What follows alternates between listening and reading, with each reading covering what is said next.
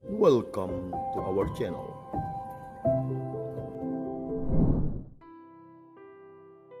Selamat pagi, saudara-saudara yang terkasih di dalam Kristus Tuhan. Kembali lagi bersama Riak Sabda, edisi 28 Januari 2023. Saudara-saudara yang terkasih di dalam Kristus Tuhan, hari ini kita diajak oleh Tuhan untuk merenungkan sabdanya dari Injil Markus bab 4 ayat 35 sampai dengan 41. Dalam perikop Injil ini dikisahkan bahwa Yesus mengajak para murid untuk bertolak ke seberang. Dalam perjalanan ketika sudah sampai di tengah danau, tiba-tiba mengamuklah taufan yang sangat dahsyat dan ombak menyembur masuk ke dalam perahu sehingga perahu itu mulai penuh dengan air. Pada saat itu Yesus sedang tidur, dan karena kejadian tersebut para murid pun membangunkan Yesus untuk meredakan angin taufan tersebut, sehingga angin taufan pun berhenti mengamuk. Saudara-saudara yang terkasih dalam Kristus Tuhan, dari perikop Injil ini ada 3 poin penting yang bisa kita renungkan. Pertama, soal ajakan Yesus untuk bertolak ke seberang. Para murid yang menaruh kepercayaan besar kepada Yesus tidak menolak ajakan Yesus tersebut.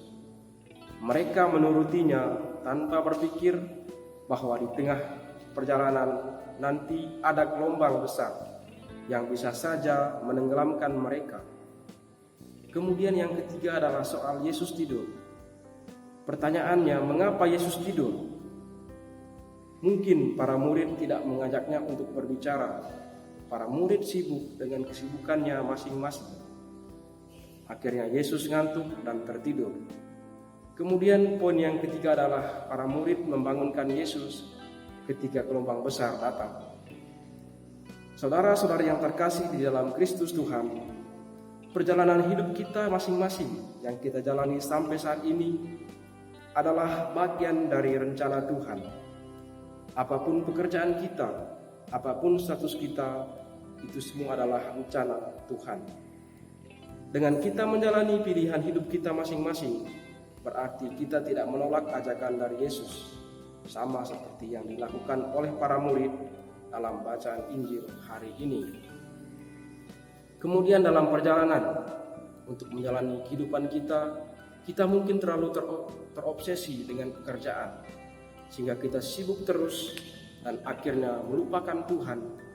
Kita dibutakan oleh banyaknya kesibukan kita sampai lupa siapa yang menuntun kita hingga berada di titik ini.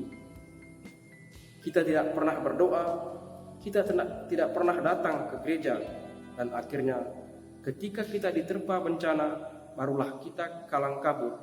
Lalu pertanyaannya, ketika diterpa bencana siapakah yang kita cari? Apakah kita pergi ke dukun dengan melakukan ritual-ritual dan penyembahan berhala? Saya harap tidak. Kita harus belajar dari para murid. Kita harus membangunkan Yesus, meminta Yesus untuk meredakan gelombang bencana yang menghampiri kita. Caranya dengan berdoa. Ajaklah Yesus berbicara agar Yesus tidak tidur.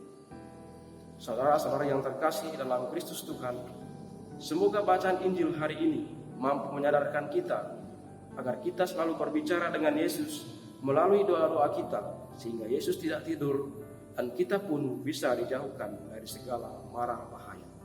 Kemuliaan kepada Bapa dan Putra dan Roh Kudus, seperti pada permulaan, sekarang, selalu, dan sepanjang segala abad. Amin.